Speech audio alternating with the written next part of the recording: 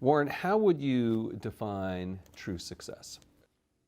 Well, I've said many times that if you get to be 65 or 70 and later, and the people that you want to have love you actually do love you, you're a success. I've never seen anybody that reaches that age. I mean, I'm not talking about somebody that's in extreme poverty or pain or something, but I've never seen anybody that, if they have a lot of people that love them, that is other than happy. And I've seen some very, very wealthy people that they give testimonial dinners to and name schools after and everything.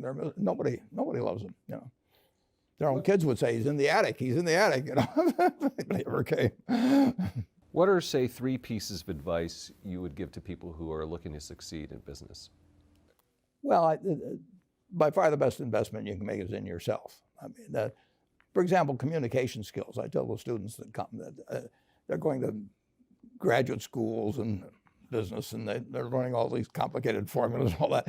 If they just learn to communicate better, and both in writing and in person, they increase their value at least 50%. And, if you can't communicate, somebody says, you know, it's like winking at a girl in the dark. Nothing happens, you know, basically. And you have to be able to get forth your ideas, and that's relatively easy. I did it myself with the Dale Carnegie course. Some people wish I'd taken a shorter course now in terms of my talking later on, but it's just hugely important. And if you invest in yourself, nobody can take it away from you. I mean, the second thing, which I'll get a certain criticism for not living it, but I do tell those students, you know, that if I gave you a car and it'd be the only car you get in the rest of your life, you take care of it like you can't believe. Any scratch, you'd fix that moment. You'd read the owner's manual. You'd keep a garage and do all these things. And you get exactly one mind and one body in this world. And you can't start taking care of it when you're 50. By that time, you'll have rusted out if you haven't done anything. So you should really make sure that you just remember that you just got one mind and body to get through life with and to do the most with it. What about life advice? Well, life advice is, you know, the most important thing, aside from the things I've talked about already, is really who you associate with. You want to associate with people that are better than you are. I mean, basically, you'll go in the direction of the people that you associate with, and you want to have the right heroes. You want people, if you want to emulate somebody, you better pick very carefully who you want to emulate. And when, obviously, you can't pick your parents. They're going to have an enormous influence on you, but you don't get a choice on that. But you get choices as you go down the line, and who you admire, who you want to copy, and the most important for most people in terms of that decision is their spouse. It's also important in terms of a partner in business, but the partner in life is the most important one. You want to pick a spouse that's better than you are, and then he or she, and you hope they don't figure it out too fast. Great. Biggest mistakes people make when investing? Well, they try to, they just don't realize that all you have to do is just buy a cross-section of America and then never listen to people like me or read the papers or do anything subsequently. They think that because you can trade, you should trade. You buy a farm, you buy an apartment house, you can't resell it tomorrow, and you know the cost of moving around. Now you get something handed to you, liquidity, you know, which is instant. You can sell, and the cost of doing it are pennies, you know, compared to other kinds of investment activity. So because they can so easily move around, they do move around, and moving around is not smarter than investing. You have a pretty cool morning routine regarding what you have for breakfast and how prosperous you feel. What is that? Well, I now actually send somebody over to McDonald's usually to get me something.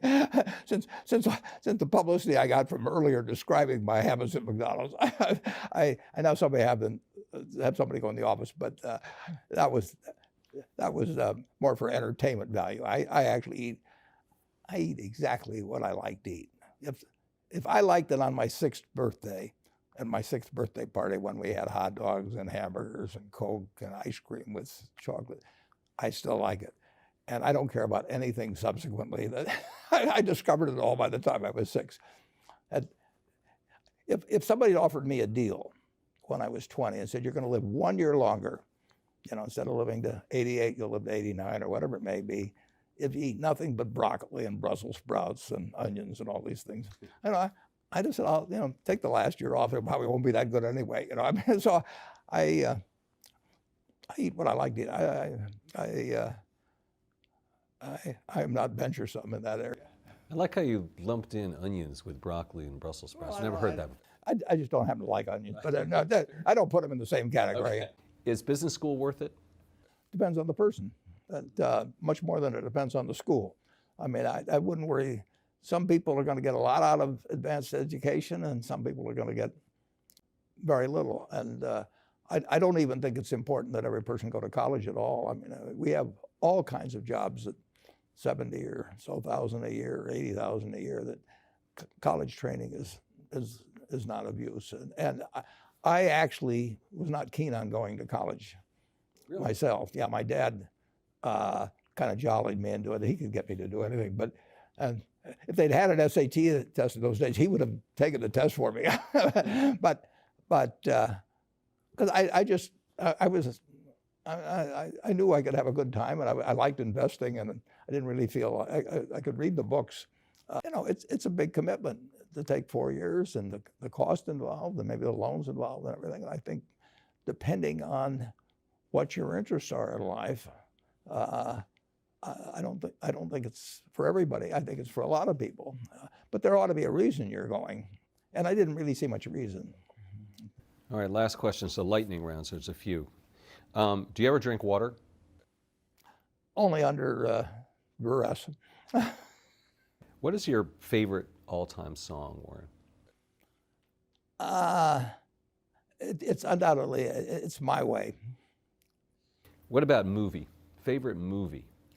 Well, I like The Bridge on the River Kwai because of there were a lot of lessons in that. Plus, it was enormously fascinating. Catchy tune also. Pardon me? Catchy tune also. Yeah, Right. very. Right. But the ending of that was sort of the story of life. You know,